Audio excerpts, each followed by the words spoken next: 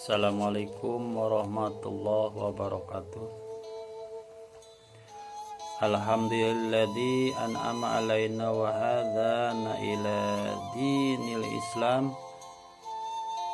Allahumma shalli wa sallim ala sayyidina wa maulana Muhammadin ibn nabiyil ummi alladzi da'ana ila dinil malikil a'lam. Asyhadu an la ilaha illallah wahdahu la syarikalah wa asyhadu anna Muhammadan abduhu wa rasuluh. Rabbi shrah li sadri wa yassir amri wa uqdatam min lisani yafqahu qawli. Puji dan syukur kita panjatkan kehadirat Allah Subhanahu wa taala yang telah memberikan kita nikmat iman dan Islam, nikmat sehat. Semoga pada pertemuan kali ini semua kita hamba-hamba Allah Subhanahu wa taala dalam keadaan taat dan dalam patuh pada Allah Subhanahu wa taala. Juga kita haturkan salawat dan salam kepada penuntun kita, junjungan kita Nabi Muhammad sallallahu alaihi wasallam, kepada keluarga, sahabat dan kita semua yang patuh dan taat pada ajarannya. Para pemirsa, pada kesempatan ini kita akan lanjutkan pembacaan kisah-kisah yang mengandung hikmah yang memasuki pada cerita yang keempat yang berjudul berjihad dengan kerja keras. Allah Subhanahu wa taala berfirman, dan katakanlah, bekerjalah kamu, maka Allah dan Rasulnya serta orang-orang mukmin akan melihat pekerjaanmu, dan kamu akan dikembalikan kepada Allah yang mengetahui yang gaib dan yang nyata. Lalu diberikannya kepada apa yang telah kamu kerjakan. Quran Surat At-Taubah ayat 105. Rasulullah SAW bersabda, bekerjalah untuk dirimu seolah-olah kamu akan hidup selama-lamanya, dan bekerjalah untuk akhiratmu seolah-olah kamu akan mati besok pagi.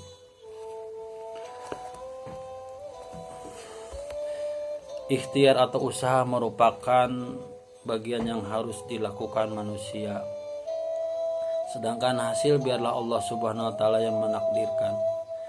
Sesungguhnya apa yang manusia lakukan selalu mendapatkan hasil. Hanya ada yang cocok dengan keinginan dan ada yang tidak cocok. Di sini peran hati sangat penting, yakni berbaik sangkalah kepada Allah, bahwa Allah memiliki rencana baik untuk manusia yang mau bekerja keras dan ikhlas. Intinya adalah semua manusia wajib bekerja keras. Nabi Daud alaihissalam adalah pandai besi. Nabi Zakaria alaihissalam adalah tukang kayu. Nabi Muhammad SAW adalah penggembala, hingga akhirnya ia jadi pedagang yang berhasil.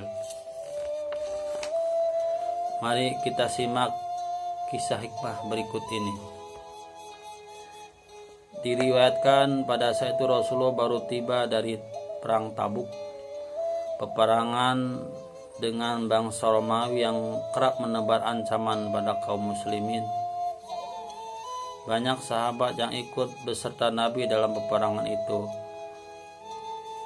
Tidak ada yang tertinggal kecuali orang-orang yang berhalangan dan uzur. Saat mendekati kota Madinah, di salah satu sudut jalan Rasulullah berjumpa dengan seorang tukang batu.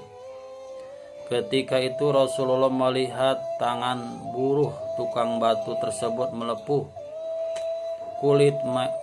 Kulitnya merah kehitam-hitaman seperti terpanggang matahari. Sang manusia agung itu pun bertanya, kenapa tanganmu kasar? Si tukang batu menjawab, ya Rasulullah, pekerjaan saya ini membelah batu setiap hari. Dan belahan batu itu saya jual ke pasar, lalu hasilnya saya gunakan untuk memberi nafkah keluarga saya. Karena itulah tangan saya kasar. Rasulullah adalah manusia paling mulia, tetapi orang yang paling mulia tersebut begitu melihat tangan si tukang batu yang kasar karena mencari nafkah yang halal, Rasul pun menggenggam tangannya itu dan mencium seraya bersabda, "Hazihi yadun la tamassaha narun abada."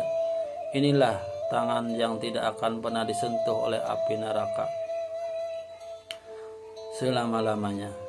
Rasulullah tidak pernah mencium tangan para pemimpin Quraisy, tangan para pemimpin kabilah, raja atau siapapun. Sejarah mencatat hanya putrinya Fatimah Az-Zahra dan tukang batu itulah yang pernah dicium oleh Rasulullah. Padahal tangan tukang batu yang dicium oleh Rasulullah justru tangan yang telapak tangannya melepuh, kasar, kapalan karena membelah batu dan karena kerja keras. Suatu ketika seorang laki-laki melintas di hadapan Rasulullah. Orang itu dikenal sebagai pekerja yang giat dan tangkas. Para sahabat kemudian berkata, "Wahai Rasulullah, andai bekerja seperti yang dilakukan orang itu dapat digolongkan jihad di jalan Allah, maka alangkah baiknya." Mendengar itu Rasulullah pun menjawab, kalau ia bekerja untuk menghidupi anak-anaknya yang masih kecil, maka itu fisabilillah. Kalau ia bekerja untuk menghidupi kedua orang tuanya yang sudah lanjut usia, maka itu fisabilillah. Kalau ia bekerja untuk kepentingan dirinya sendiri agar tidak meminta-minta, maka itu pun fisabilillah. Hadis riwayat Tabrani. Orang-orang pasif dan malas bekerja sesungguhnya tidak menyadari bahwa mereka telah kehilangan sebagian dari harga dirinya, yang lebih jauh mengakibatkan kehidupannya menjadi mundur. Rasulullah amat prihatin terhadap para pemalas. Maka apabila telah dilaksanakan sholat, bertebaranlah kamu di muka bumi dan carilah karunia Allah dan ingatlah Allah banyak-banyak supaya kamu beruntung. Quran Surat Al-Jumu'ah ayat 10. Dan Allah menjadikan bumi untukmu sebagai hamparan supaya kamu menjalani jalan-jalan yang luas di bumi ini. Quran Surat Nuh ayat 19 dan 20. Siapa saja pada malam hari bersusah payah dalam mencari rezeki yang halal, malam itu ia diampuni. Hadis riwayat Ibnu Asyakir dari Anas. Siapa saja pada sore hari bersusah payah dalam bekerja, maka sore itu ia pun diampuni. Quran hadis riwayat Tabrani dan dari Ibnu Abbas. Tidak ada yang lebih baik bagi seseorang yang makan sesuatu makanan selain makanan dari hasil usahanya. Dan sesungguhnya Nabiullah Daud selalu makan dari hasil usahanya. Sesungguhnya di antara dosa-dosa itu ada yang tidak dapat terhapus dengan puasa dan salat. Maka para sahabat pun bertanya, apakah yang dapat menghapusnya wahai Rasulullah? Beliau menjawab, bersusah payah dalam mencari nafkah. Hadis riwayat Bukhari. Barang siapa yang bekerja keras mencari nafkah untuk keluarganya, maka sama dengan berjuang di jalan Allah Azza wa Jalla. Hadis riwayat Ahmad. Para pemirsa, begitu banyak dalil Quran dan hadis yang menjelaskan bahwa kita harus terus berusaha. Bahkan mencari nafkah adalah bagian dari jihad fisabilillah. Untuk itulah kita hendaknya jangan bermalas-malasan, lakukan apa yang bisa kita lakukan untuk bisa menghidupi keluarga kita, bahkan diri kita sendiri. Syukur-syukur kita bisa memberikan infak sedekah untuk kemakmuran agama Islam ini. Semoga ini menjadi semangat kepada kita bahwa bekerja keras adalah bagian dari ibadah, bekerja keras adalah bagian dari fisabilillah, tentunya dengan tidak meninggalkan berbagai ibadah yang telah diajarkan oleh Allah Subhanahu wa taala, yang telah diajarkan oleh Rasulullah sallallahu alaihi wasallam tentang jangan tinggalkan sholat, jangan tinggalkan puasa, Jangan tinggalkan jabatan infak. Tentunya semua ini harus kita tetap jalankan, tetap dengan bekerja keras, tapi jangan meninggalkan ibadah-ibadah yang telah selama ini kita lakukan.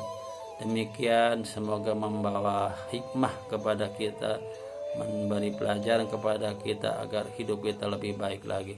Wassalamualaikum warahmatullahi wabarakatuh.